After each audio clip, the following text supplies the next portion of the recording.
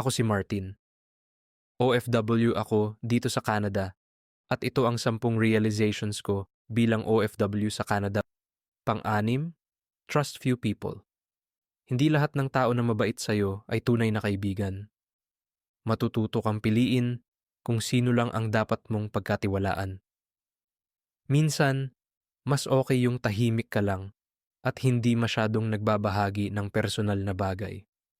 Pang-pito, always choose yourself. Maraming beses kang mapupunta sa sitwasyon na kailangang mamili. Ikaw ba o ibang tao? Dito mo matutunan na minsan, dapat ikaw muna bago ang iba. Hindi ito pagiging makasarili, kundi pagpapahalaga sa sarili mong kapakanan at future. Pangwalo, your workmates are not your friends.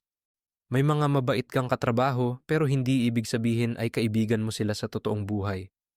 Kapag trabaho, trabaho lang, hindi lahat ng kasama mo sa work ay magiging tunay na kakampi mo. Pangsyam, always be proud of yourself. Kahit wala kang recognition. Minsan, pakiramdam mo walang nakakapansin ng hirap mo. Pero hindi mo kailangan ng validation mula sa iba para maging proud sa sarili mo. Lahat ng maliliit mong tagumpay, importante. Ikaw lang ang tunay na nakakaalam ng pinaghirapan mo. Pang-10, always be humble. Lalo na kapag naging PR ka na. Maraming TFW, temporary foreign workers, ang nangangarap maging PR, permanent resident. Kapag dumating ka na sa puntong yun, huwag kang magyabang. Mas magandang ipakita ang humility at tumulong sa iba na nasa dating sitwasyon mo. Working in Canada is not easy, pero lahat ng hirap mo may dahilan at may patutunguhan.